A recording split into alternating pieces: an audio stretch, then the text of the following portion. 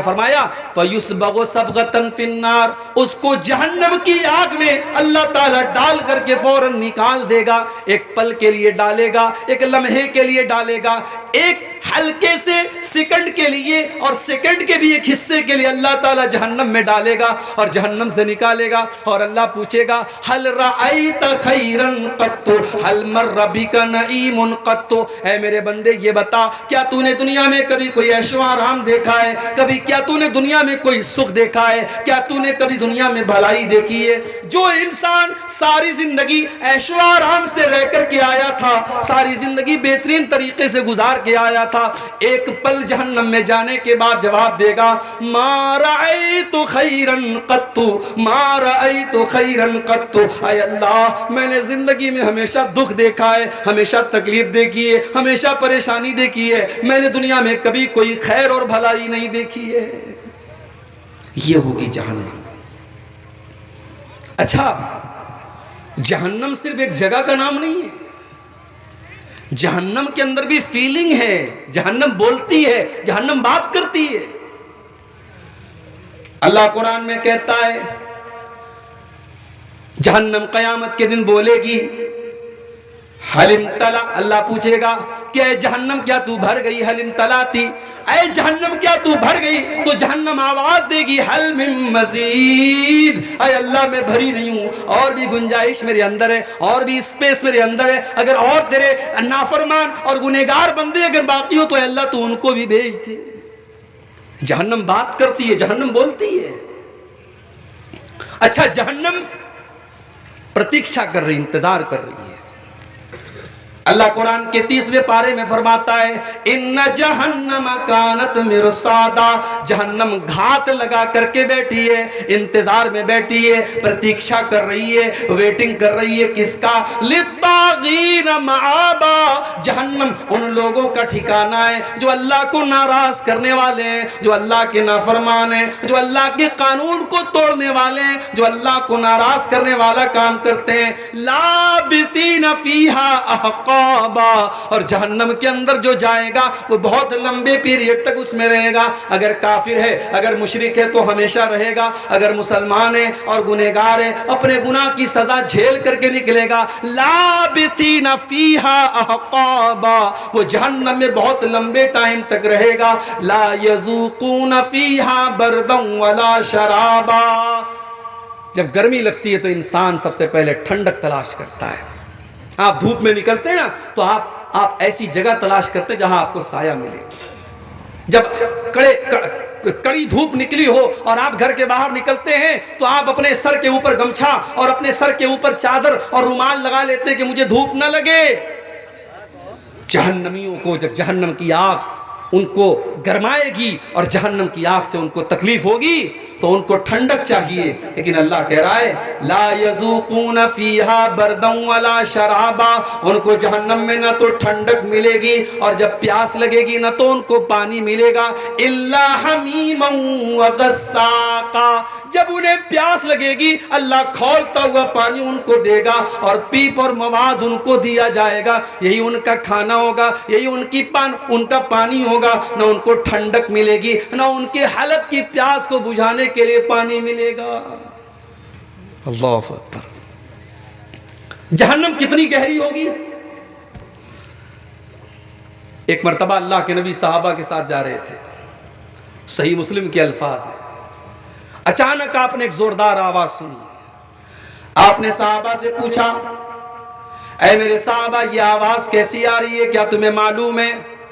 साहबा ने कहा नहीं अल्लाह के नबी हमें नहीं मालूम, अल्लाह ज्यादा जानता, उसके रसूल ज्यादा जानते हैं। आपने फरमाया हाजा हजरुन रुमिया बिही फिन्नारी मुंदु सबईन खरीफा, ऐ मेरे साहबा ये एक पत्थर के गिरने की आवाज है जो 70 साल पहले जहन्नम में गिराया गया था। फहुआ यंतही अलआन इला कारिहा, जो जहन्नम में जो पत्थर 70 साल पहले गिराया गया था, 70 साल के बाद आज वो उसकी तह तक गया है, आज उसकी गहराई तक गया है। जहन्नम इतनी गहरी है।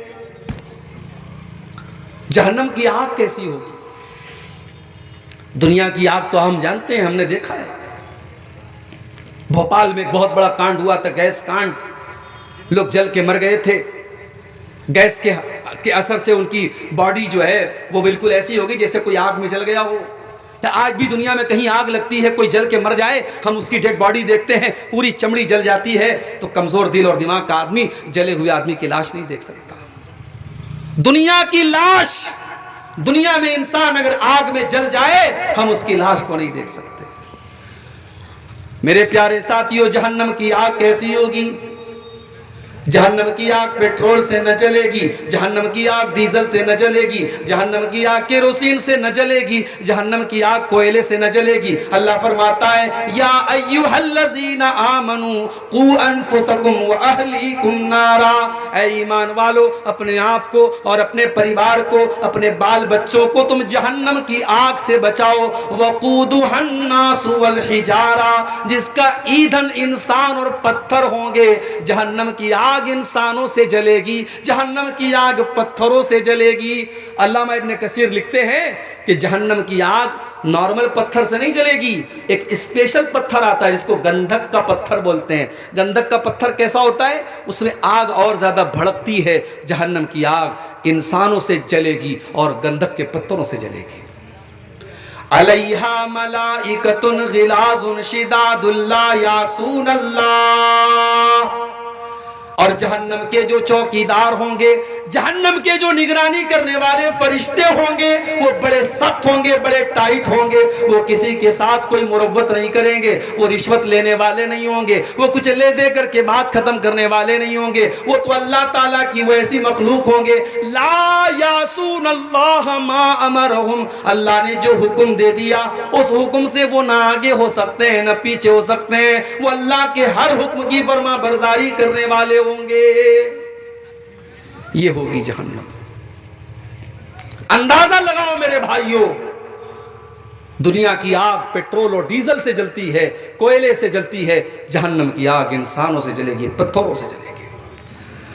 और सुनिए, अल्लाह के प्यारे नबी फरमाते हैं, नारुकुम जुज़उम मिन सबईन जुज़म मिन नारी जहन्नम, ऐ लोगो, तुम दुनिया में जो आग जलाते हो, दुनिया की आग, जहन्नम की आग के अगर 70 हिस्से कर दिए जाए तो 70 हिस्सों में से एक हिस्सा दुनिया की आग है। यानी जहन्नम की आग दुनिया की आग से 70 गुना ज्यादा खतरनाक है। साहबा ने कहा, अल्लाह के नबी, इन कानत लकाफियतन, अरे जलाने के लिए तो दुनिया की आग काफी थी, अल्लाह के नबी ये जहन्नम की आग इतनी खतरनाक क्यों है? आपने फरमाया, इन्नहा फुज़िलत अलैहा बितिसातिन व सित्तीन जुज़ा, जहन्नम की आग दुनिया की आग से 69 गुना ज्यादा खतरनाक होगी। अल्लाह, ये जहन्नम की आग होगी मेरे भाई। और जब जहन्नम की आग में किसी को जलाएगा अल्लाह ताला, तो दुनिया में क्या होता है? एक बार आदमी जल गया, मर गया, काम खत्म। जहन्नम में ऐसा नहीं होगा। इन्नल्लज़ीना कफ़रू बि आयातिना सौफ़ नुस्लीहिम नारा, जिन्होंने हमारी आयतों का इनकार किया हम उनको जहन्नम की आग में डालेंगे।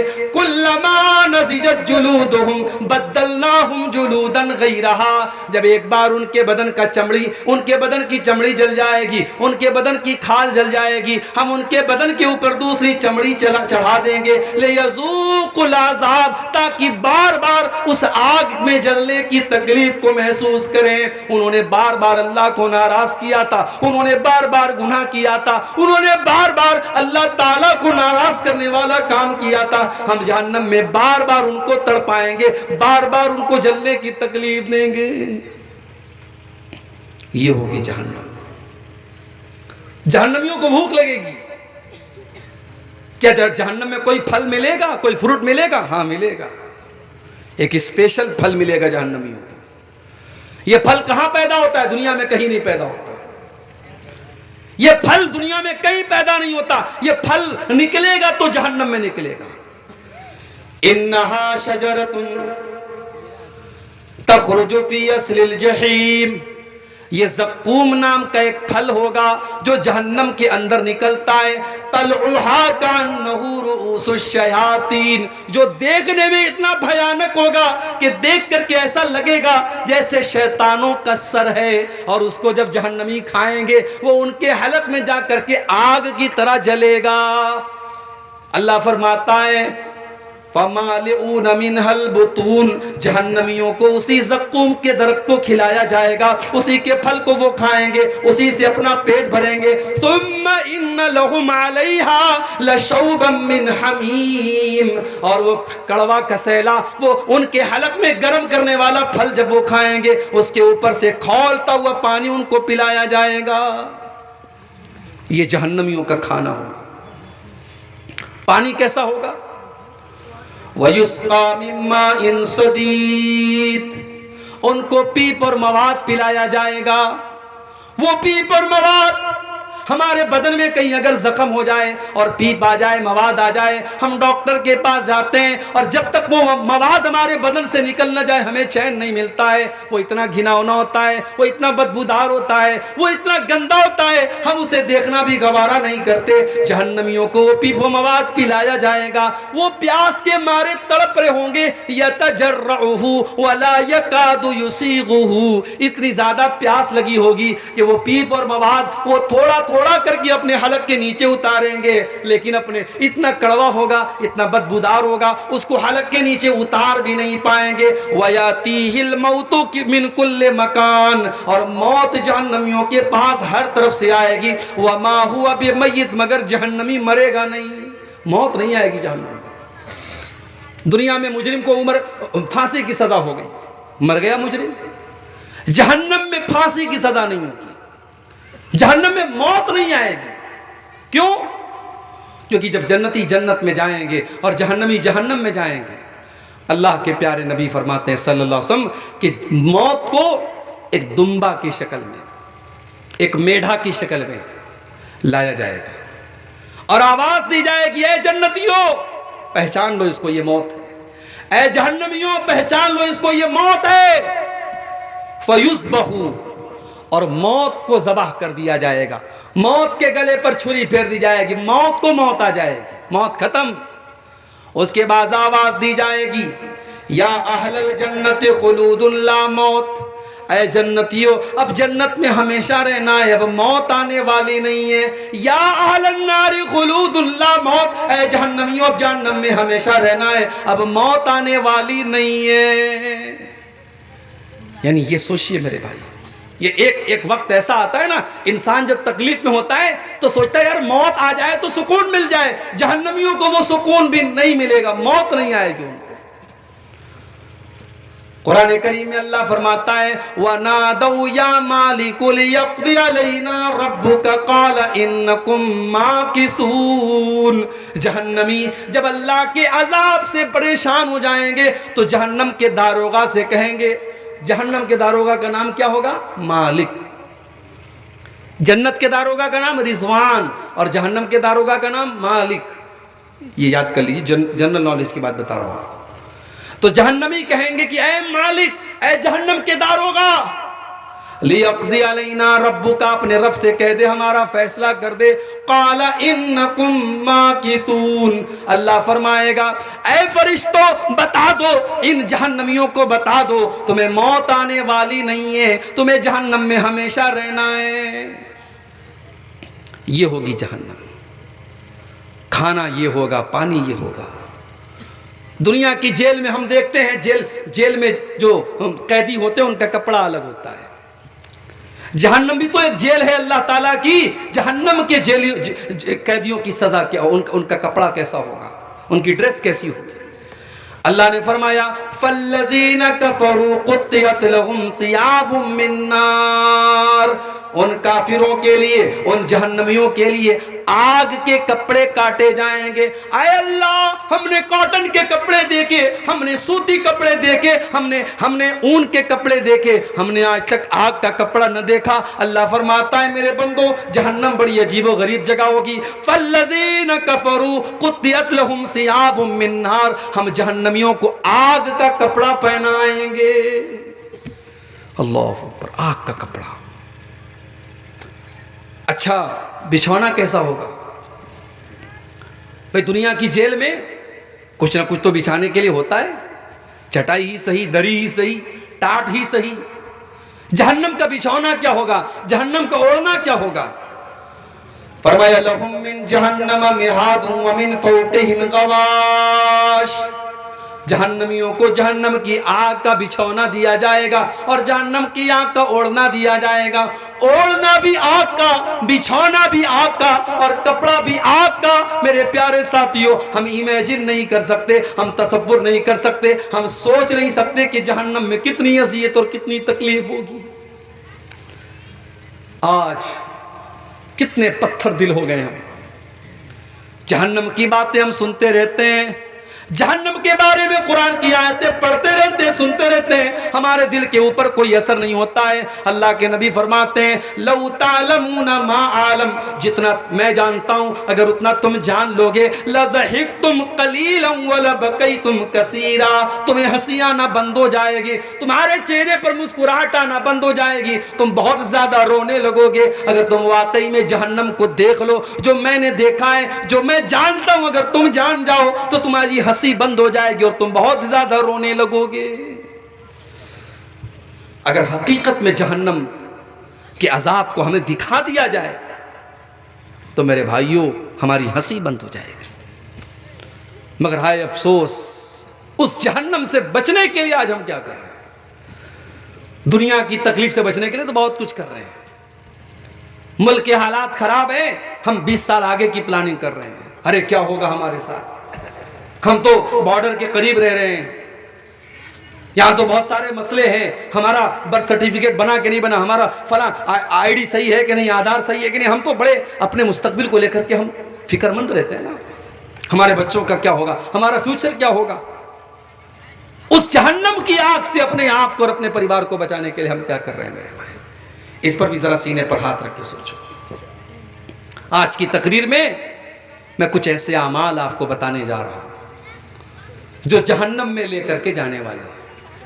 मकसद क्या है? मकसद यह है कि ये खतरे की चीजें हैं। अगर हमें यह पता लग गया कि ये खतरे की चीज है तो हमें अवॉइड करना, हमें बचना है, हमें उस चीज से बचना है जो हमें जहन्नम में लेके जा रही है। इसलिए कि जो चीज हमें जहन्नम में लेके जा रही है उससे बचेंगे तभी हम जन्नत में जा सकते हैं। तो आइए चंद चीजें देखते हैं जो हमें जहन्नम में लेकर के जाती हैं। चीजें तो बहुत सारी हैं, हम कुछ लिमिटेड चीजें, कुछ सीमित चीजें आपके सामने बयान करेंगे जो हमें जहन्नम में लेकर के जाने वाली हैं। नंबर 1, जहन्नम में लेकर के जाने वाली पहली चीज, सबसे खतरनाक चीज, जो अल्लाह ताला के यहाँ माफ होने वाला गुनाह नहीं है, जो अल्लाह ताला के नजदीक नाकाबिले माफी गुनाह है, वो कौन सा गुनाह है? वो शिर्क है। अल्लाह की इबादत में किसी और को शरीक करना, जो काम अल्लाह ताला के लिए जायज है वो काम किसी और के लिए करना, अल्लाह के अलावा किसी और के आगे सर झुकाना, अल्लाह के अलावा किसी और के आगे हाथ फैलाना, अल्लाह के अलावा किसी और से मुराद मांगना, ये शिर्क है मेरे प्यारे साथियों। और अल्लाह फरमाता है इन्नहु मन युशरिक बिल्लाह, इन्नहु मन युशरिक बिल्लाह फक़द हर्रमल्लाहु अलैहिल जन्नह व मअवाहुन नार व मा लिज़्ज़ालिमीन मिन अंसार। जो शिर्क करके आएगा, जो दुनिया में शिर्क करके मेरे पास आएगा, हम उसको जन्नत में जगह नहीं देंगे। जन्नत ऐसे आदमी के लिए हराम है, हमने उसका ठिकाना जहन्नम बना के रखा है जिसने दुनिया में शिर्क किया होगा। सबसे खतरनाक गुनाह शिर्क है मेरे भाई। एक हफ्ता पहले की बात है, बारसोई का इलाका आपकी किशनगंज से बहुत करीब है। बारसोई से मुझे पाकुड़ जाना था, ट्रेन छूट गई। अचानक आनन फानन एक टैक्सी वाले से बात किया कि भाई चलो मुझे पाकुड़ लेके चलो, जुमा पढ़ाना है। टैक्सी का जो मालिक था उसने कहा ठीक है मैं लेके चलूंगा। उसका नाम गुलाम मुस्तफ़ा। रास्ते पर उसने अपने कार के ऑडियो सिस्टम में ख्वाजा साहब की कव्वालियां मुझको सुनाता रास्ते भर। मैंने कहा भाई लगता है तुम ख्वाजा साहब के बड़े पक्के फैन हो, बड़े पक्के भक्त हो। उसने कहा मैं हर साल 2 मरतबा अजमेर जाता हूँ। मैंने कहा भाई तुम बारसोई में क्यों रहते हो, तुमने अजमेर में तुम घर क्यों नहीं बना लेते? बोला हाँ दूर हूँ इसलिए मोहब्बत ज़्यादा है, करीब हो जाऊँगा तो फिर मोहब्बत कम हो जाएगी। मैंने कहा हज कितनी बार किया, उम्रा कितनी बार किया? बोला अभी तक नहीं किया हूँ, दुआ कीजिए, अजमेर हर साल जाता हूँ। ये आज आपके बिहार के बहुत करीब में आपका इलाका है बारसोई, वहाँ के एक मुसलमान का हाल मैं आपको बता रहा हूँ। इस जैसे करोड़ों मुसलमान आज हमारे मुल्क में आपको मिल जाएंगे। उनकी तमन्ना अल्लाह का घर देखने की नहीं है, उनकी तमन्ना अजमेर जाने की है। क्यों? क्योंकि उनको ये सिखाया गया है कि हमारे लिए यही काफ़ी है, हमें ख्वाजा मोइनुद्दीन चिश्ती अजमेरी ही हमारे गरीब नवाज हैं और यही हमारी बिगड़ी बनाते हैं। मेरे प्यारे साथियों, ये शिरक है और शिरक इतना खतरनाक गुनाह है। अल्लाह कुरान में 18 नबियों का तज़किरा फरमाता है और 18 नबियों का जिक्र करके फरमाता है वलौ अशरकू लहबिता अन्हुम मा कानू यअमलून। हमारे 18 नबी भी अगर शिरक कर देते तो उनकी भी नेकियां बर्बाद हो जाती, उनके भी अमल बर्बाद हो जाते। अल्लाह सूरह ज़ुमर में अपने नबी से फरमाता है वलक़द ऊहिया इलैका व इलल लज़ीना मिन क़ब्लिका लइन अशरकता लयहबतन्न अमलुक वलतकूनन्न मिनल खासिरीन। ऐ नबी, अगर आपने भी शिरक कर दिया तो आप भी बर्बाद हो जाएंगे और आपकी नेकियां भी बर्बाद हो जाएंगी। शिरक करने वाला हज करता रहे, उम्रा करता रहे, नमाज पढ़ता रहे, ज़कात देता रहे, दान खैरात करता रहे, उसकी नेकी का अल्लाह क्या कोई मतलब नहीं है जब तक वो शिरक से तौबा ना करे। और अगर उसी शिरक की हालत में मर गया तो उसकी हम जनाजे की नमाज नहीं पढ़ सकते, उसकी मग़फ़िरत की दुआ नहीं कर सकते हम मेरे भाई। इतना ख़तरनाक गुनाह है अल्लाह के नज़दीक। तो ये पहली चीज़ है जो हमें जहन्नम में लेके जाती है। और यहाँ एक बात और नोट कर लीजिए, अभी रबीउल अव्वल का महीना गुजरा, हमारे बहुत सारे भाइयों ने नारा लगाया सरकार का दामन पकड़ लेंगे, सरकार की आमद मरहबा, सरकार का दामन पकड़ लेंगे। कयामत के दिन अल्लाह के नबी का दामन भी किसी मुशरिक को नसीब नहीं होगा। अल्लाह के नबी कयामत के दिन अपनी उम्मत की सिफात करेंगे, अपनी उम्मत की सिफारिश करेंगे, मगर कान खोल करके सुन लो, किसी मुशरिक के लिए अल्लाह के रसूल से सिफारिश नहीं करेंगे। हजरत अबू हुरैरा ने पूछा अल्लाह के नबी से, अय अल्लाह के रसूल, मन असादुन्नास बि शफाअतिका यौमल क़ियामा, क़यामत के दिन वो कौन सा खुश नसीब होगा जिसकी आप शफाअत फरमाएंगे। अल्लाह के नबी ने फरमाया, अय अबू हुरैरा, मुझे यकीन था ये सवाल सबसे पहले तुम ही करोगे। लिमा राअयतु मिन हिर्सिका अलल हदीस, क्योंकि मैं देखता हूँ कि तुम मेरी हदीसों को सीखने के बड़े हरीस हो, तुम्हारे अंदर अल्लाह के रसूल की हदीसों को सीखने की तड़प है। आज इस पर भी हमें गौर करने की ज़रूरत है। हम अहले हदीस हैं अल्हम्दुलिल्लाह, मगर ये तड़प हमारे अंदर है कि नहीं? अल्लाह के रसूल की हदीसों को सीखने की तड़प है कि नहीं? अभी एक साहब ने बताया, मौली साहब, हमारे यहाँ कफन के कपड़े में बड़ा मसला होता है। औरत का कफन है तो 5 कपड़े, मर्द का कफन हो तो 3 कपड़े। दलील क्या है? दलील यह है कि होता चला आया है। अल्लामा अलबानी रहमतुल्लाह अलैह की बड़ी मशहूर किताब है अहकामुल जनाइज़, उन्होंने लिखा है कोई दलील मौजूद नहीं है कि औरत के कफन में 5 कपड़े हो। हदीसों में जहां भी कफन का जिक्र है 3 चादर का जिक्र है, जिसमें कोई कमीज नहीं होती थी। अल्लाह के रसूल के कफन में भी 3 कपड़े, आपकी बेटियों के कफन में भी 3 कपड़े, इसलिए औरत के कफन में भी 3 ही कपड़े होने चाहिए। अल्लामा अलबानी ने यही फतवा लिखा है और यही दलील के एतबार से मजबूत बात है। हमारे यहाँ बहुत सारे मसले हैं, कई जगहों पर बंगाल और झारखंड में 2 अज़ान हो रही है जुमा के दिन। अहले हदीस की मस्जिद है, जुमा के दिन 2 अज़ान हो रही है। मैंने पूछा भाई ये 2 अज़ान क्यों हो रही है? कहा वो पुराने उलमा का फतवा रहा है और उसी पर अमल चला आ रहा है। अगर पुराने उलमा के फतवे पर चलने का नाम अहले हदीसियत है तो मेरे भाई फिर हमारे हनफी भाई कौन सा गलत काम करते हैं? वो तो हमसे भी पुराने उलमा के फतवे पर चलते हैं, इमाम अबू हनीफा के फतवे पर चलते हैं। अहले हदीस वो है जो हदीस को के आने के बाद और हदीस को सुनने के बाद अपना सर झुका दे। अल्लाह ने कुरान में मोमिन की निशानी बताई है, इन्नमा काना कौलल मुमिनीना इज़ा दुऊ इलल्लाहि व रसूलिही लियहकुम बैनहुम अन यक़ूलू समिअना व अताना। मोमिन का काम तो ये है जब अल्लाह का फैसला आ जाए, जब रसूल का फैसला आ जाए तो मोमिन की जुबान से बस एक ही जुमला निकलना चाहिए, हमने सुन लिया और मान लिया। भाई आमीन जोर से बोलना कौन से कमाल की बात है? सीने पर हाथ बांधना कौन से कमाल की बात है? रफा यदैन करना कौन से कमाल की बात है? कमाल की बात यह है कि अल्लाह के रसूल की हदीसों से हमें मोहब्बत हो जाए, अल्लाह के रसूल की हदीस से हमारा ओढ़ना बिछौना हो जाए। अल्लाह के नबी ने कहा, अबू हुरैरा मुझे यकीन था ये सवाल तुम ही करोगे क्योंकि तुम्हारे अंदर हदीस को सीखने की तड़प मौजूद है। अय अबू हुरैरा, असअदुन्नासि बिशफाअती यौमल क़ियामा, क़यामत के दिन वो खुश नसीब इंसान जिसकी मैं शफाअत करूँगा वो कौन होगा? मन क़ाला ला इलाहा इल्लल्लाहु ख़ालिसन मिन क़िबल नफ़्सिही, जो दिल से ला इलाहा इल्लल्लाह पढ़ेगा, जो तौहीद पर कायम रहेगा, जो तौहीद पर जिंदा रहेगा और तौहीद पर उसका खात्मा होगा, मैं उसकी शफाअत करूँगा, मैं किसी मुशरिक की शफाअत नहीं करूँगा। तो शिर्क करने वाला कान खोल करके सुन ले, सरकार का दामन उसे नसीब होने वाला नहीं है। और आगे बढ़िए, जहन्नम में लेकर के जाने वाला दूसरा अमल कुफ्र करना। शिर्क अलग है, कुफ्र अलग है। शिर्क ये है कि अल्लाह की इबादत में किसी को शरीक किया जाए, और कुफ्र ये है कि जिन बातों पर ईमान लाना ज़रूरी है उनमें से किसी बात का इनकार कर दिया जाए। कोई अल्लाह को ना माने, कोई रसूल को ना माने, कोई अल्लाह की किताबों को ना माने, कोई तकदीर को ना माने, कोई क़यामत के दिन को ना माने, वो काफिर है, और काफिर का ठिकाना भी जहन्नम में। अगर काफिर अपने कुफ्र की हालत में मर गया तो अल्लाह कहता हम उसकी तौबा कबूल नहीं करेंगे। वलैसतित तौबतु लिल्लज़ीना यामलून सय्यात, मेरे बंदो हम उनकी तौबा को कबूल नहीं करेंगे जो गुनाह पर गुनाह करते रहते हैं। हत्ता इज़ा हज़र अहदहुमुल मौत, जब मौत का टाइम आता है, क़ाला इन्नी तुब्तु लहान, तो कहता है कि अब मैं तौबा कर रहा हूँ। वलल्लज़ीना यमूतून वहुम कुफ़्फ़ार, और जो कुफ्र की हालत में मर जाए, जिसका खात्मा काफिर की हालत में हो जाए, हम उसकी तौबा भी कबूल नहीं करेंगे, उसका ठिकाना जहन्नम में। तो कुफ्र अगर कोई करता है उसका ठिकाना भी जहन्नम में। और आगे बढ़िए, तीसरी चीज, अल्लाह का, उसके रसूल का, उसकी शरीयत का, उसकी किताब का और दीन का मजाक उड़ाने वाला भी जहन्नम में जाएगा।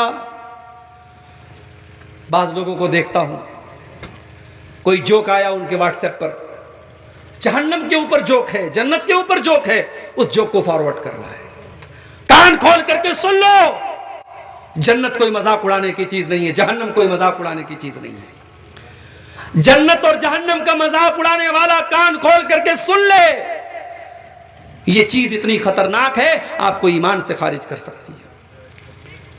नबी के दौर में कुछ मुनाफिक लोग थे, उन्होंने मजाक उड़ाया अल्लाह का, मजाक उड़ाया रसूल का।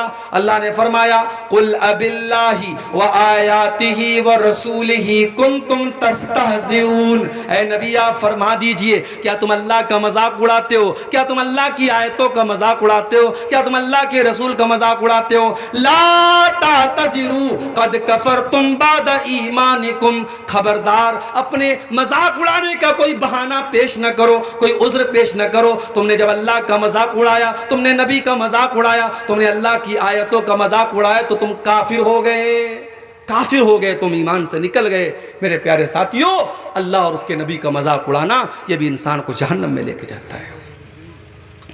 और आगे बढ़िए, सूद खाना, ब्याज खाना, यह भी जहन्नम में लेकर के जाने वाला अमल है।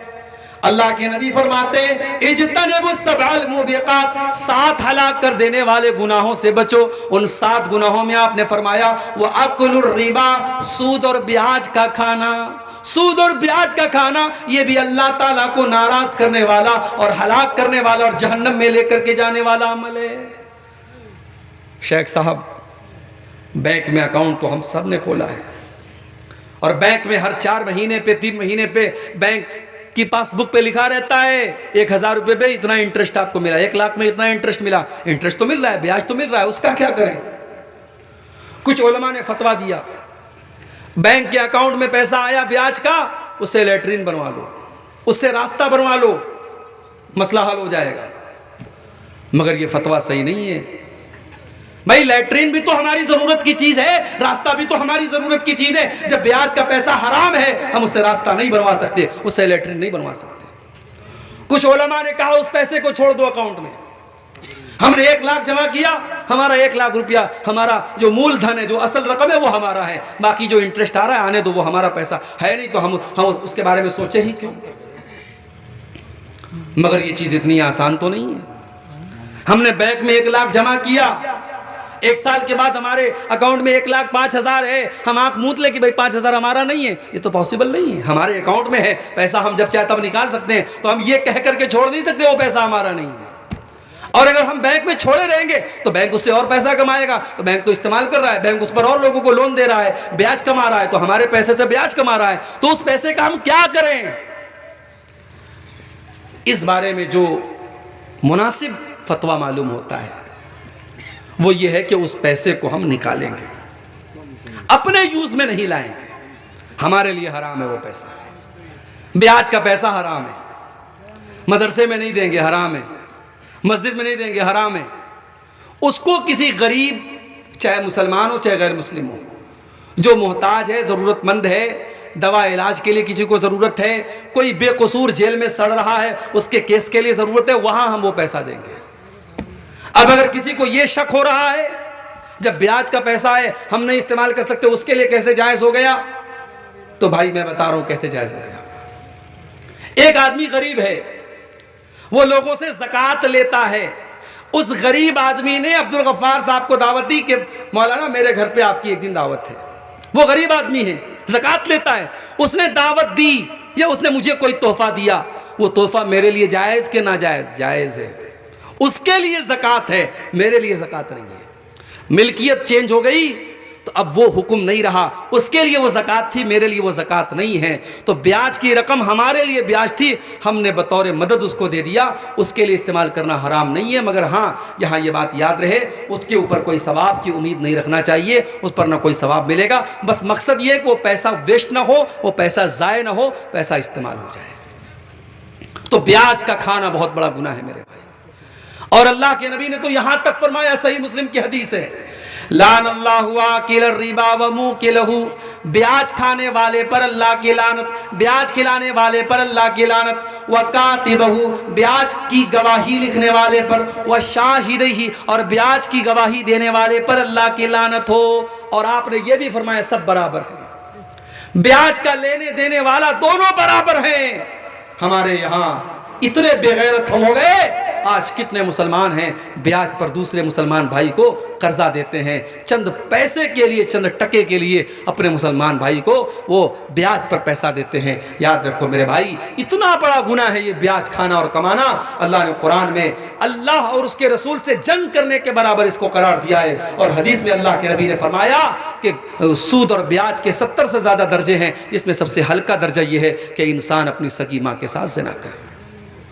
और आगे बढ़िए, जहन्नम में लेकर के जाने वाला एक अमल यतीम का माल खाना, यतीम का माल खाना ये भी जहन्नम में लेकर के जाने वाला अमल है। अल्लाह ने फरमाया, इन्नल्लज़ीना याकुलूना अम्वालल यतामा ज़ुल्मन इन्नमा याकुलूना फ़ी बुतूनिहिम नारा, जो लोग यतीम का माल नाजायज़ तरीके से खा जाते हैं वो अपने पेट में जहन्नम की आग भर रहे हैं। वसयस्लऊना सईरा, और अनकरीब वो जहन्नम में डाले जाएंगे। अच्छा, यतीम का माल खाने वाला हराम खोर है, और इमाम साहब का पैसा खाने वाला। मस्जिद के इमाम की तनख्वाह कितनी है आपके गांव में? अगर आज पूछा जाए, सर्वे किया जाए, तो शायद सर शर्म से झुक जाएगा। अभी कानपुर में, उत्तर प्रदेश के कानपुर में गांव में एक मस्जिद के इमाम ने खुदकुशी कर ली, सुसाइड कर लिया। इमाम साहब के कमरे में लोग गए, दरवाजा खोला तो सामने पंखे पर इमाम साहब की लाश लटक रही थी। पता लगाया गया कि इमाम साहब ने ये कदम क्यों उठाया, वो तो मौलवी थे, आलिम थे, उनको क्या पता नहीं था कि खुदकुशी करना हराम काम है। पता ये चला 5,000 रुपया तनख्वाह थी इमाम साहब की, और आज के दौर में 5,000 क्या हैसियत रखता है मेरे भाई। इमाम साहब को अपना परिवार भी चलाना था, बेचारे बिहार के, झारखंड के कहीं रहे होंगे, वो अपने परिवार को क्या देते रहे होंगे, खुद क्या खाते रहे होंगे। माशी तंगी और आर्थिक परेशानियों को देख करके इमाम साहब इस हद तक चले गए कि उन्होंने खुदकुशी कर ली। मेरे भाइयों, उस इमाम का खून क्या उस मस्जिद के जिम्मेदारों की गर्दन पे नहीं जाएगा? कल अल्लाह सवाल नहीं करेगा? तेरी मस्जिद का इमाम जो 5 टाइम की नमाज तुझे पढ़ाता था, तेरी मस्जिद पर जुमा का खुतबा देता था, तू इतना कंगाल और इतना गरीब हो गया, तू अपनी मस्जिद के इमाम को इतनी तनख्वाह भी न दे सका कि वो अपना जीवन यापन कर सके, अपने परिवार का खर्चा चला सके। मेरे भाइयों, एक मामूली मजदूर, मजदूरी करने वाले मजदूर की भी कम से कम रोजाना की जो उसकी पगार होती है, जो उसका रोजाना का मेहनताना होता है, कम से कम 400-500 रुपया होता है। और आज 5-5 हज़ार में, 6-6 हज़ार में मस्जिदों में इमामत करवाई जा रही है। दुनिया की सबसे खतरनाक ड्यूटी लोग करवाते हैं। पूरा गांव मस्जिद में फजर की नमाज में ना आए, कोई मसला नहीं है। इमाम साहब अगर किसी दिन फजर की नमाज में नहीं आए तो गांव के हर आदमी को हक हासिल है, इमाम साहब की गर्दन पकड़ के पूछे, इमाम साहब आप फजर में क्यों नहीं आए, फजर में क्यों नहीं आए। इतनी खतरनाक ये ड्यूटी है। और तनख्वाह कितनी है? 5,000 रुपया। शर्म आनी चाहिए हमें और आपको। और मैंने एक मरतबा तकरीर में यह भी कहा था कि हर आदमी चाहता है अपने परिवार के साथ रहे, हर बच्चा चाहता है अपने बाप के साथ रहे, हर बीवी चाहती है अपने शौहर के साथ रहे। ये कौम इस कदर गिर चुकी है, इसने अपनी मस्जिदों के इमामों को और अपने मदरसे के टीचरों को हमेशा उनकी फैमिली से दूर रखा। बड़े बड़े मदरसों की बात कर रहा हूं, जो बाहर के मुल्कों से जहां ज़कात और खैरात का पैसा आता है, करोड़ों और अरबों में आता है, उन मदरसों की बात कर रहा हूं। उन्होंने अपने टीचरों से कह दिया है, साहब हमारे यहाँ फैमिली क्वार्टर का इंतजाम नहीं है, आपके रहने का इंतजाम है, फैमिली को नहीं रख सकते आप। बेचारे मौलवी साहब, गांव से काफ़ी दूर मदरसा है, बेचारे महीने में 1 बार 2 बार कभी गए, बच्चों से मिल लिए। बाप जिंदा है, बच्चे बाप के बगैर पल रहे हैं, शौहर जिंदा है, बीवी शौहर के बगैर रह रही है। मेरे भाइयों, जिस कौम ने अपने आलिमों को जीते जी उनके बच्चों को यतीम बना दिया, उनकी औरतों को बेवा बना दिया, उस कौम को अल्लाह का हिसाब देना पड़ेगा। तुमने अपने आलिमों पर यह जुल्म क्यों किया है? हर मस्जिद के इमाम के लिए फैमिली क्वार्टर का इंतजाम होना चाहिए, हर मदरसे के टीचर के लिए फैमिली क्वार्टर का इंतजाम होना चाहिए। अगर यतीम का माल खाने वाला हराम खोर है और यतीम का माल खाने वाला जहन्नम में जाएगा, उस आलिम और उस मौलवी और उस कुरान के पढ़ने पढ़ाने वाले कारी और हाफिज का हक मारने वाला भी अपने अंजाम की खैर मनाए। इसलिए कि कुरान पढ़ने पढ़ाने वाला कोई मामूली आदमी नहीं होता। मेरे प्यारे साथियों, खैरुकुम मन तअल्लमल कुरान व अल्लमहु, अल्लाह के नबी फरमाते हैं कि तुम में सबसे बेहतरीन इंसान वो है जो कुरान को पढ़ता है और कुरान को पढ़ाता है। और आगे बढ़िए, यतीम का माल खाने वाला भी जहन्नम में जाएगा, ज़िना करने वाला, बदकारी करने वाला, हराम तरीके से अपने जिस्म की ख्वाहिशात को पूरा करने वाला भी जहन्नम में जाएगा। वला तक़रबुज़्ज़िना इन्नहु काना फ़ाहिशतन व साअ सबीला। अल्लाह ने फरमाया कि ऐ मेरे बंदो, तुम ज़िना के करीब भी न जाना। ये नहीं फरमाया ज़िना मत करो, कहा कि ज़िना के करीब भी न जाना। रेलवे पटरी के पास लिखा रहता है दूर रहिए, बहुत सुपर फास्ट गाड़ी जाने वाली है, रेलवे पटरी से दूर रहिए। कहीं करंट और खतरे का निशान रहता है तो दूर से लिखा रहता है बड़े बड़े अक्षरों में कि ये खतरे की चीज़ है, इससे दूर रहिए। अल्लाह ने कहा ज़िना समाज के लिए और सोसाइटी के लिए बहुत बड़ा खतरा है। वला तक़रबुज़्ज़िना, ज़िना के करीब भी न जाना, इन्नहु काना फ़ाहिशतन व साअ सबीला, ये बड़ा ही गंदा काम और बड़ा ही बुरा रास्ता है। हमने क्या किया? हमने ये कर दिया साहब, शादी होगी तो 3 लाख रुपया 4 लाख रुपया जहेज की डिमांड होगी। अभी एक साहब बताने लगे कटिहार में मुझे कि एक मौलाना साहब थे, उनकी शादी का टाइम आया, किसी ने कहा मौलाना साहब आप तो मौलाना हैं, आप तो जहेज मत दीजिए। बोले अपनी बहन को मैंने 3 लाख रुपया दिया, मैंने दिया है तो लूँ क्यों ना, मैंने दिया है तो मैं लूँगा भी। ये सोच एक मौलाना साहब की थी। ये पूरा शेरशाहबादी बिरादरी का इलाका, ये पूरा सीमांचल का इलाका, कितने गरीब बाप हैं, बेटियां जवान हो चुकी हैं, मजदूरी करते हैं, शादी का टाइम आता है, लड़के वाले डिमांड करते हैं, बाप जमीन जायदाद का कागज गिरवी रख करके लोन लेता है, बैंक से पैसा लेता है, कर्जा लेता है, अपना खून बेच करके अपनी बेटी के जहेज का इंतजाम करता है। मेरे प्यारे साथियों, जिस समाज में निकाह को इतना मुश्किल कर दिया जाए, उस समाज में ज़िना अगर आसान हो गया है तो कोई हैरत की बात नहीं है। मेरे नबी ने ज़िना को मुश्किल बनाया था, मेरे इस्लाम ने ज़िना को मुश्किल बनाया था। इतना मुश्किल बना दिया, अगर कुंवारा लड़का ज़िना करे, कुंवारी लड़की ज़िना करे तो कुरान कहता है अज़्ज़ानियतु वज़्ज़ानी फजलिदू कुल्ला वाहिदिन मिनहुमा मिअत जल्दा। ज़िना करने वाले मर्दों को और ज़िना करने वाली औरतों को 100 कोड़े की सज़ा दे दो। 100 कोड़े की सज़ा ज़ानी को दी जाएगी अगर वो कुंवारा है, और ये 100 कोड़े की सज़ा भी किसी बंद कमरे में नहीं दी जाएगी। अल्लाह ने फरमाया वल यशहद अज़ाबहुमा ताइफतुम मिनल मोमिनीन, पब्लिक प्लेस में, सार्वजनिक स्थल पर सबके सामने दी जाएगी ताकि दुनिया देख ले जानी की सजा क्या है। और अगर जिना करने वाला शादीशुदा है, विवाहित है, ऑलरेडी उसकी बीवी है, ऑलरेडी उसका शौहर है, अगर शादीशुदा मर्द और औरत जिना करे तो इस्लाम तो इतनी कठोर सजा बताता है कि उसको रज्म किया जाएगा। फांसी नहीं दी जाएगी, गर्दन नहीं मारी जाएगी, उसको रज्म किया जाएगा। रज्म का मतलब क्या होता है? रज्म का मतलब पत्थरों से मार मार के खत्म किया जाएगा। और आज लोग कहते हैं साहब इस्लाम में बड़ी खराब ये सजा है, इस्लाम में ये बड़ी खराब सज़ा है, इतनी कठोर सज़ा नहीं देनी चाहिए। मगर मुझे याद आता है राज ठाकरे का स्टेटमेंट आया था जब दिल्ली में एक कांड हुआ था और चलती बस में रात में एक लड़की के साथ रेप हुआ था और पूरे भारत में मीडिया में उस वक्त बहुत वो मामला उछला था। तो उस वक्त राज ठाकरे का बयान आया था कि रेप केस ख़त्म हो जाएंगे अगर हम वो सज़ा दे दें तो इस्लाम देता है पत्थरों से मार मार के ख़त्म कर दिया जाए, सज़ाए मौत दे दी जाए। मेरे प्यारे साथियों, लेकिन यहाँ एक बात और नोट कर लीजिए, भारत का कानून और हमारा संविधान ये कहता है अगर मर्द और औरत आपस की सहमति से अगर ताल्लुक बनाते हैं और आपस की सहमति से अगर ज़िना करते हैं तो उसमें कुछ भी अपराध नहीं है, उसमें कोई गैर कानूनी काम नहीं है। कितने होटल्स हैं जो अलाउ करते हैं इस तरीके के जोड़ों को जो बगैर शादीशुदा है, वो कहते हैं हमारे होटल में आप आ सकते हैं। इस हिंदुस्तानी कानून में, हमारे भारत के लॉ में ये कोई अपराध नहीं है। मगर इस्लाम के लॉ में और इस्लाम के कानून में अगर कोई मर्द और औरत शादीशुदा नहीं है,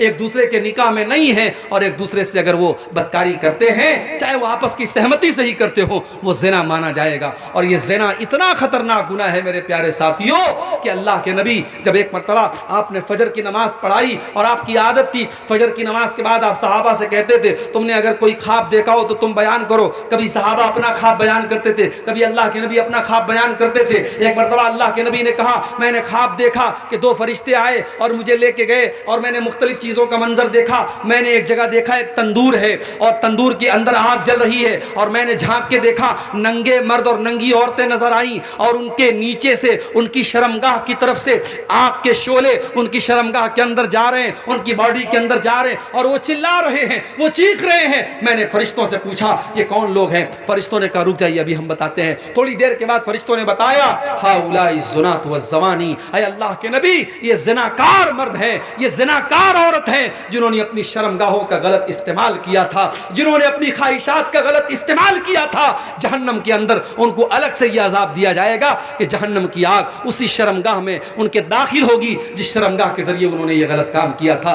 मेरे प्यारे साथियों, आज अपनी नौजवान नस्ल को अगर ज़िना और बदकारी से बचाना है, अल्लाह के वास्ते निकाह आसान कर दो, निकाह को आसान करो। ये बारात का सिस्टम, ये जहेज का सिस्टम, ये बरादरी वाद की शर्त, ये सारी शर्तें खत्म करो। एक शर्त हो, लड़की दीनदार होनी चाहिए, लड़का दीनदार होना चाहिए। ये शर्त अगर लगा दी जाए कि दीनदार लड़की मिली हम शादी कर लेंगे, हम एक पैसा जहेज नहीं लेंगे, ये लड़के वाले जिस दिन तय कर लें, लड़के की माँ जिस दिन तय कर ले, अगर एक लड़का इस पूरे जलसे में, पूरे प्रोग्राम में बैठा हुआ एक नौजवान ये तय कर ले कि मैं अपनी शादी में जहेज नहीं लूंगा, उसका बाप तय कर ले, उसकी माँ तय कर ले, एक परिवार बच जाएगा, एक गरीब की बेटी बच जाएगी।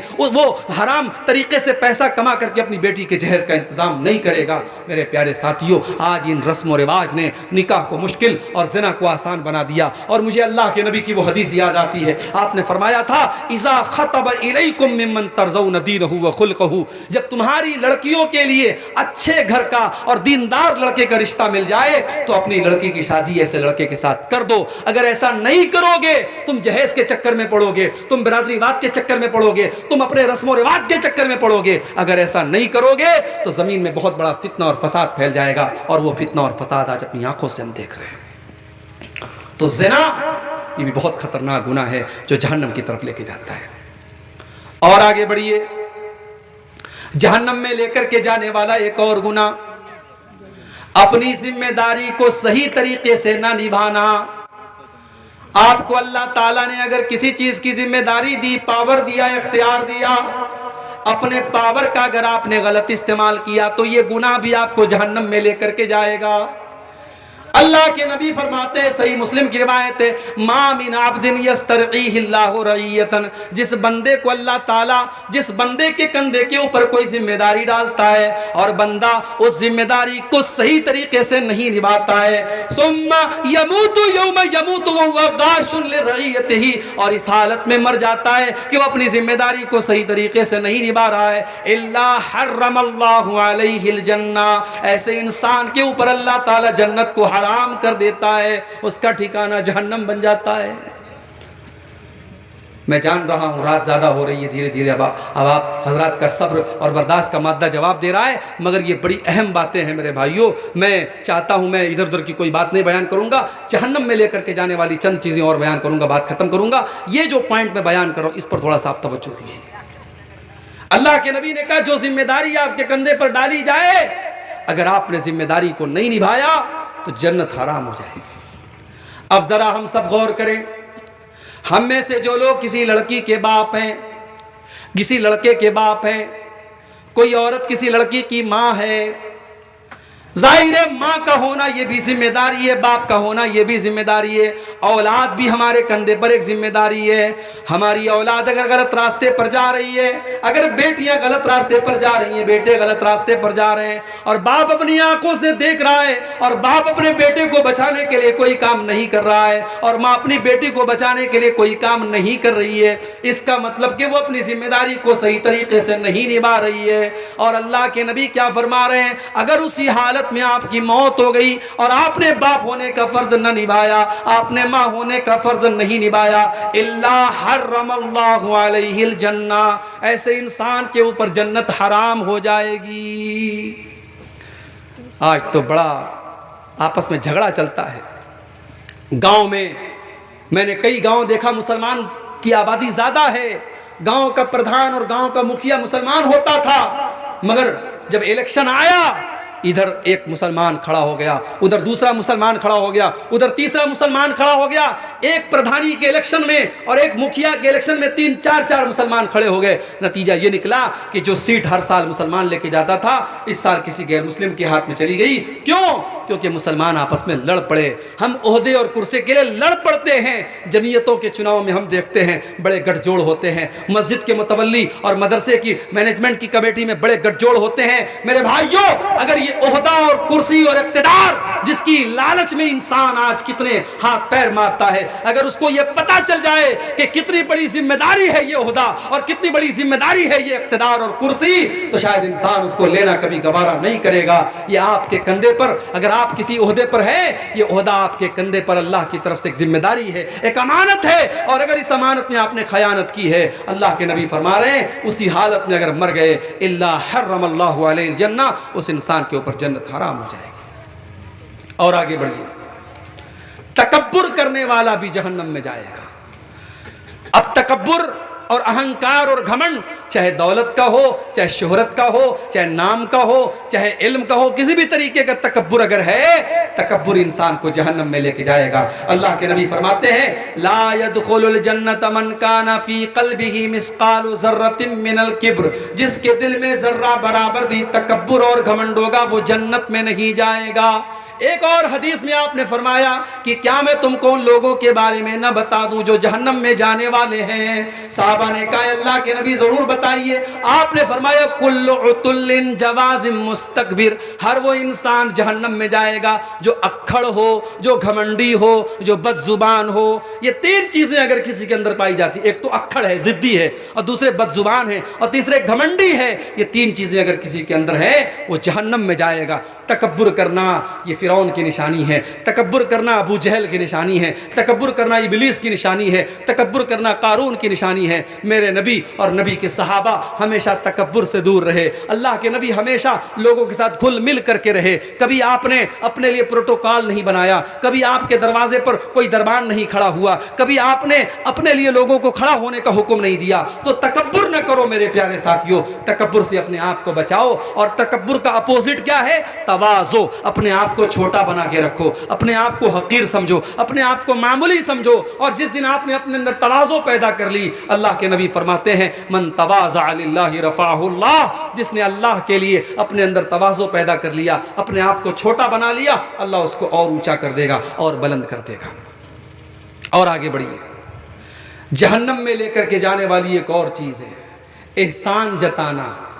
किसी के साथ आपने कोई नेकी कर दी, भलाई कर दी, अब एहसान जता रहे हैं, उसको जलील कर रहे हैं, उसको बता रहे हैं मैंने तेरे साथ बहुत बड़ा एहसान किया था।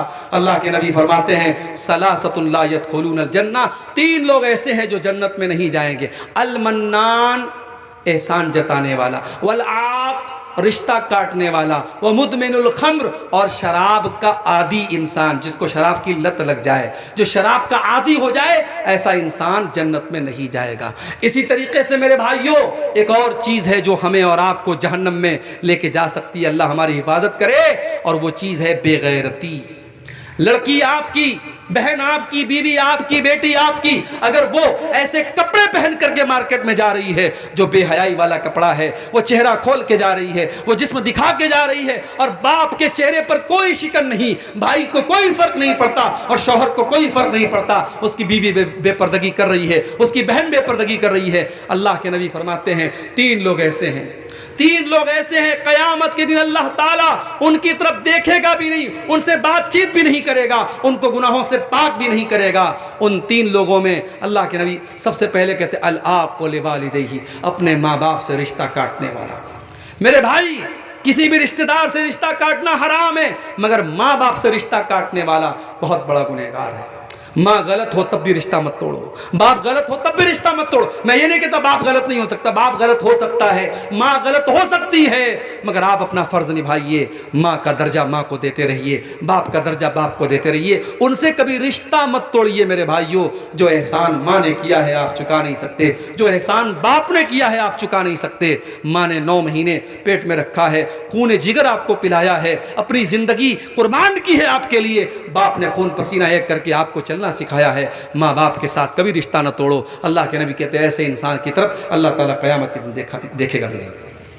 नंबर 2, वल मरअतुल मुतरज्जिला, और मर्दों की नकल करने वाली, मर्दों को कॉपी करने वाली औरत, जिसका कपड़ा मर्दों के जैसा हो, जिसकी चाल ढाल मर्दों के जैसी हो। और नंबर 3, अद्दयूस अल्लज़ी युक़िर्रु फ़ी अहलिहिल खुबुस, वो बेगैरत आदमी, वो बदतमीज़ आदमी, जिसके घर में बेगैरती हो रही हो, जिसके घर में बेहयाई हो रही हो और उसको कोई फ़र्क ना पड़ रहा हो, ऐसे बेगैरत इंसान की तरफ भी अल्लाह ताला क़यामत के दिन नहीं देखेगा। और आगे बढ़िए, कता रहमी करना, रिश्तों को काटना, भाई का भाई से रिश्ता तोड़ लेना, चचा का भतीजे से रिश्ता तोड़ लेना, बाप का बेटे से रिश्ता तोड़ लेना, ये रिश्ते हमने नहीं बनाए हैं, अल्लाह ने हमें किसी का बेटा बनाया है, अल्लाह ने हमें किसी का भाई बनाया है। जब रिश्ते हमारे अपने बनाए हुए नहीं हैं तो रिश्तों को तोड़ने का भी हमें और आपको कोई अधिकार नहीं है। अल्लाह के नबी फरमाते हैं ला यदखुलुल जन्नत कातिउन, रिश्ता तोड़ने वाला जन्नत में नहीं जाएगा, यानी जहन्नम में जाएगा। यहाँ तक आपने फरमाया अगर कोई आपका रिश्तेदार आपके साथ अच्छा सलूक नहीं करता है, आपके साथ बुरा सलूक करता है, आपसे रिश्ता तोड़ने की कोशिश करता है, अल्लाह के नबी फरमाते हैं सिल मन कताक, तब भी आप रिश्ता जोड़ने की कोशिश कीजिए, आप अपनी तरफ से रिश्ता मत तोड़िए, रिश्ता मत काटिए। हमारे यहाँ तो कहीं कहीं ऐसा भी होता है, भाई की भाई से दुश्मनी है, 36 का आंकड़ा है, भाई मरने लगा तो अपनी औलाद को वसीयत करके जाता है, देख मेरे मरने के बाद अपने चचा से कोई ताल्लुक मत रखना, खबरदार मेरे जनाजे में तेरे चचा और चचा के लड़के नहीं आने चाहिए। यानी जिंदगी भर दुश्मनी, और मरने के टाइम भी वसीयत करके जाता है कि दुश्मनी निभाते रहना। और बेटा भी अपने बाप की वसीयत को पूरा करता है, चचा के घर में जाता नहीं है, चचा से रिश्ता नहीं रखता है, कहता है मैं अपने बाप की ज़बान नहीं काटूंगा। याद रखो मेरे भाई, माँ बाप की गलत बात मानना सही नहीं है। अगर माँ बाप की कोई बात गलत है, शरीयत के खिलाफ है, कुरान और हदीस के खिलाफ है, तो माँ बाप की ऐसी बात को अपनी ठोकर ठोकर में रखो, उनकी उस गलत बात को मत मानो।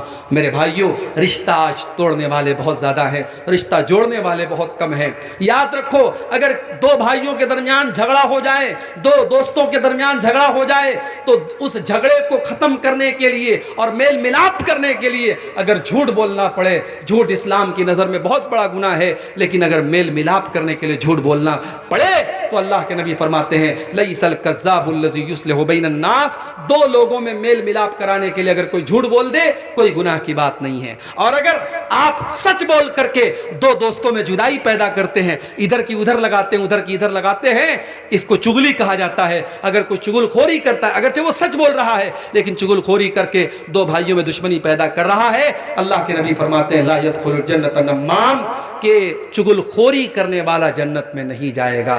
तो मेरे प्यारे साथियों, रिश्ता तोड़ना भी जहन्नम में लेकर के जाने वाला अमल है। दो चार चीजें और बयान करके बात खत्म करता हूं। जहन्नम में लेकर के जाने वाली एक और चीज है हराम कमाई। हराम कमाई अगर आपके और हमारे बदन में अगर है तो अल्लाह के नबी फरमाते हैं मां नबता जसदुन मिन सुहतिन, जिस जिस्म की परवरिश हराम कमाई से हो रही हो, फन्नारो औला बिही, वो जिस्म जहन्नम की आग में चलेगा। हम तो ये समझ रहे हैं हम अपने बच्चे को अच्छी जिंदगी दे रहे हैं, अपने बच्चे को अच्छी शिक्षा दे रहे हैं। आपके गांव में एक साहब ने मुझसे कहा मौलाना साहब थोड़ा तालीम पर भी बोलिएगा, तालीम पर भी बोलिएगा। किशनगंज का इलाका, सीमांचल का इलाका बड़ा पिछड़ा हुआ इलाका माना जाता है, लेकिन अल्लाह का फजलो करम है, पिछले 7-8 सालों से आपके सीमांचल के इलाके में आ रहा हूं और महसूस कर रहा हूं कि उतना पिछड़ा ये नहीं है जितना पिछड़ा हमने बनाया है। वो कहावत आपने सुनी होगी कि घोड़े को रस्सी से बंधे रहने की आदत पड़ जाती है। घोड़े की रस्सी खूंटे से लगी रहती है तब भी घोड़ा उसको छुड़ा के नहीं भागता है, और घोड़े की रस्सी को अगर किसी मामूली कुर्सी से भी बांध दिया जाए तब भी घोड़ा नहीं भागता है, क्योंकि उसको बंधे रहने की आदत पड़ जाती है। मेरे प्यारे साथियों, गुलामी की ज़हनियत से बाहर निकलो, गुलामी की ज़हनियत से बाहर निकलो, अपने बच्चों की तालीम पर तवज्जो दो। मैं बड़े साफ अल्फाज में कहता हूं, इस मुल्क में हमारा मुस्तकबिल अब तालीम के रास्ते से होकर के गुजरता है। आप अगर अपने बच्चों को अच्छी तालीम नहीं देंगे, अपनी बच्चियों को अच्छी तालीम नहीं देंगे, इस मुल्क में आपका मुस्तकबिल कोई बेहतर नहीं कर सकता। कोई नेता आपके आगे नहीं आएगा, कोई पॉलिटिशियन आपके आगे नहीं आएगा। आपको खुद कुर्बानी देनी पड़ेगी अपने बच्चों की तालीम के लिए। और ये जज्बा हमारे गैर मुस्लिम भाइयों के अंदर हमसे ज़्यादा है। कलकत्ता में मैं गया, टैक्सी पर बैठा, टैक्सी का ड्राइवर गैर मुस्लिम था। मैंने पूछा आपके कितने बच्चे? उसने कहा एक बेटा एक बेटी। मैंने कहा क्या करते हैं? बोला बेटा इंजीनियरिंग कर रहा है, बेटी मेडिकल की पढ़ाई कर रही है। मैंने कहा यार तुम टैक्सी चला रहे हो, तुम अपने बेटे की मेडिकल की फ़ीस कैसे अदा कर रहे हो? तुम अपने बेटी की मेडिकल की फ़ीस और बेटे की इंजीनियरिंग की फ़ीस कैसे अदा कर रहे हो? उसने कहा मौलवी साहब, मुल्ला जी, मैं टैक्सी चला रहा हूँ, मैं नहीं चाहता मेरा बेटा टैक्सी चलाए। मैं टैक्सी चला रहा हूँ, मैं नहीं चाहता मेरा बेटा टैक्सी चलाए।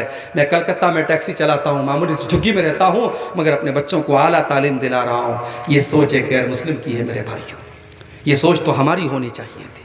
हमारे नबी पर पहली जो आयत उतरी उसमें नमाज का हुक्म नहीं था, उसमें ज़कात का हुक्म नहीं था, उसमें इक़रा बिस्मि रब्बिकल लज़ी खलक़, अपने रब के नाम से पढ़ो, ये था। उसमें दो सबक दिया गया, एक तो ये कि हमें पढ़ना है और दूसरा सबक ये दिया गया हमें अपने रब के नाम से पढ़ना है। हम कोई भी तालीम हासिल करें, डॉक्टर बन जाएं, इंजीनियर बन जाएं, वकील बन जाएं, कुछ भी बन जाएं, अपने रब को न भूलें, अपने रब का नाम न भूलें। हम किसी भी मैदान में चले जाएं, हमारे रब के बारे में हमको पता होना चाहिए। ये नबी पर कुरान की जो पहली आयत उतरी है उसमें ये सबक दिया गया। तो मेरे भाइयों, अगर अल्लाह कुरान में कहता है कि अपने बच्चों को पेट के लिए कत्ल मत करो, तो पेट के लिए कत्ल करना, औलाद की हत्या करना अगर ये पाप और गुनाह है तो औलाद को तालीम से महरूम करना, बच्चों और बच्चियों की तालीम चंद पैसों के लिए छुड़ा देना, ये भी उनकी हत्या करना है। कोई जतन करो, कोई इंतज़ाम करो, अपने बच्चों की तालीम मत बर्बाद करो। आज अफसोस होता है, मदरसे में कितने बच्चे आते हैं, बड़े टैलेंटेड हैं, बड़े ज़हीन हैं, बड़े अच्छे हैं, लेकिन घर के हालात देख करके बेचारे अपनी पढ़ाई छोड़ देते हैं या उनके वालिदैन उनकी पढ़ाई छुड़ा देते हैं। मैं कहता हूँ इस कौम के पास पैसे की कमी नहीं है। आज शादी ब्याह में लाखों करोड़ों रुपए लोग खर्च कर देते हैं। आज अपने शौक को पूरा करने के लिए न जाने कितने हराम तरीके लोग अपनाते हैं। अगर इस तरीके के टैलेंटेड बच्चे, आप एक बच्चे की जिम्मेदारी अपने सर पे ले लें कि ये बच्चा बहुत टैलेंटेड है, पढ़ने में तेज़ है, इसकी सारी पढ़ाई का खर्च मैं उठाऊंगा। अगर कोई हमारे समाज के जो अहले खैर लोग हैं, जो पैसे वाले लोग हैं, अगर इस तरीके से जिम्मेदारी ले लें तो बहुत सारे गरीब बच्चों का भला हो जाएगा। मेरे प्यारे साथियों, तालीम पर आप तवज्जो दीजिए, तालीम पर आप तवज्जो दीजिए। और याद रखिए, आज हमारी कौम की जो बुरी हालत है, जब तक हम तालीम के मैदान में आगे नहीं बढ़ेंगे वो सुधर नहीं सकती है। इसी तरीके से जहन्नम में लेकर के जाने वाला एक और अमल है, और वो अमल है अपने पड़ोसी को तकलीफ देना। अल्लाह के नबी फरमाते, ला यदखुलुल जन्नत मन ला यामन जारुहु बवाइक़हु, जिसका पड़ोसी उससे महफूज नहीं है, उससे सुरक्षित नहीं है, जो अपने पड़ोसी को तकलीफ पहुंचाता है, वो कान खोल करके सुन ले, वो जन्नत में नहीं जाएगा। और जब इस्लाम पड़ोसी कहता है तो पड़ोसी का मतलब ये नहीं कि हम शेरशाहबादी है तो वो भी शेरशाहबादी होना चाहिए।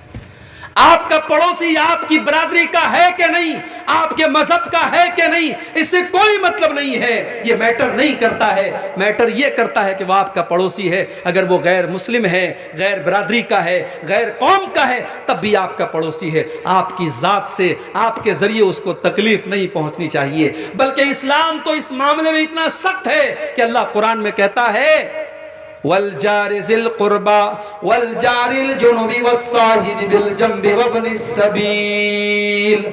तुम बस में सफ़र कर रहे हो, तुम ट्रेन में सफ़र कर रहे हो, तुम फ्लाइट में सफ़र कर रहे हो, तुम्हारे बगल में जो आदमी बैठा हुआ है वो भी तुम्हारा पड़ोसी है, वो भी तुम्हारा रफ़ीक़े सफ़र है, वो भी तुम्हारा हम सफ़र है। अपने हम सफ़र को भी तुम तकलीफ़ न पहुँचाना, उसके साथ भलाई करना, उसके साथ अच्छा सलूक करना, अपनी ज़ात से उसका भला करना, ये एक मुसलमान का किरदार होना चाहिए। पड़ोसी को तकलीफ़ देने वाला कान खोल करके सुन ले, वो जहन्नम में जाएगा, जन्नत में नहीं जाएगा। इसी तरीके से मेरे प्यारे साथियों, जहन्नम में लेकर के जाने वाली दो चीज़ें और बयान करके बात ख़त्म करता हूँ। वो औरत जो बेहयाई वाले कपड़े पहनती है, और अब तो ये फ़र्क करना मुश्किल हो गया।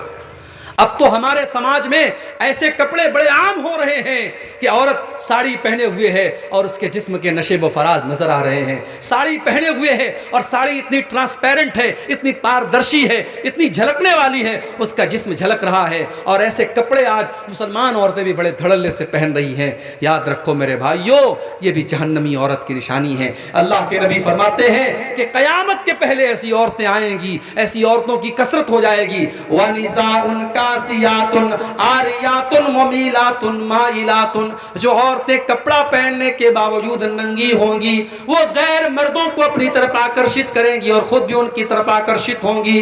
ला यदखुलनल जन्ना, ऐसी औरतें जन्नत में नहीं जाएंगी, और जन्नत में जाना तो बड़ी दूर की बात है। वला यजिदना रिहा, ऐसी औरतें जन्नत की खुशबू भी नहीं पाएंगी। 12 बजे मैं आपके जलसे में आ रहा था, देखा बाजार लगा हुआ है, दुकानें लगी हैं, बहुत सारी औरतें वहाँ शॉपिंग कर रही हैं। भाई जलसे में किस लिए आई हो तुम? कंगन खरीदने आई हो, चूड़ी खरीदने आई हो, जेवर खरीदने आई हो? शर्म आनी चाहिए।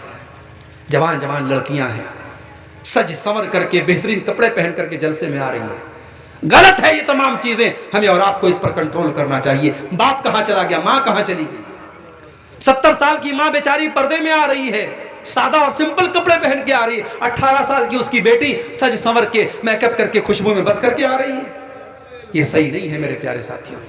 अल्लाह के नबी ने तो यहां तक फरमाया, अगर कोई औरत खुशबू लगा करके मस्जिद में आती है नमाज पढ़ने के लिए, अल्लाह के नबी ने फरमाया उसकी नमाज कबूल नहीं होगी, उस औरत की नमाज कबूल नहीं होगी जब तक वो वापस जाकर के गुस्ल न करे। कौन सा गुस्ल? गुस्ले जनाबत। जो औरत नापाक होती है और जो गुस्ल करती है, वो गुस्ल करके अपने बदन से खुशबू का असर खत्म न करे और फिर आकर के मस्जिद में नमाज न पढ़े, तब तक उसकी मस्जिद की नमाज कबूल नहीं होती। इतना खतरनाक मामला है। तो औरतें जो बेहयाई करेंगी, औरत का जन्नत में जाना बहुत आसान है और जहन्नम में जाना भी बहुत आसान है। औरत बेहयाई करे, बेपर्दगी करे, जहन्नम में बड़ी आसानी से चली जाएगी। और जन्नत में जाना है, औरत 4 काम कर ले, सिर्फ 4 काम कर ले, औरत जन्नत में चली जाएगी। इज़ा सल्लतिल मरअतु खम्सहा व सामत शारहा व हफिज़त फरजहा व अताअत ज़ौजहा, पाँचों टाइम की नमाज की पाबंदी करे, रमज़ान का रोज़ा रखे, शौहर की इताअत करे और अपनी इज़्ज़त व आबरू की हिफाजत करे। ये चार काम जो औरत कर ले, अल्लाह के नबी फरमाते हैं दखलत मिन अब्वाबिल जन्नति शात, वो जन्नत के जिस दरवाजे से चाहे जन्नत में जा सकती है। और आखिरी चीज़ जो बयान करके मैं बात ख़त्म करूँगा, जहन्नम में लेकर के जाने वाली एक और चीज़ है और उसका ताल्लुक़ हमारे बूढ़े लोगों से। समाज में जब एक मुसलमान बूढ़ा होता है, 70 साल का 60 साल का होता है, उसकी एक वैल्यू होती है। अल्लाह के नबी ने फरमाया कि एक बूढ़े मुसलमान का एहतराम करना अल्लाह का एहतराम अल्लाह का एक एहतराम में शामिल है कि बूढ़े मुसलमान का एहतराम किया जाए।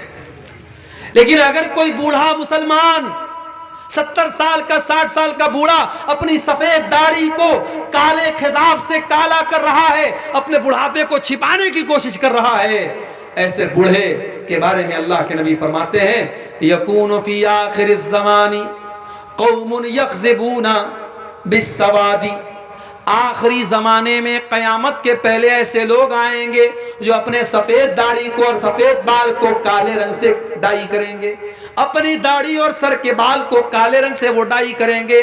कहवासिल हमाम, कबूतर के सीने की तरह, जैसे कबूतर का जो सीना होता है वो सीने के पास का हिस्सा काला और बाकी सफ़ेद होता है, वाइट होता है।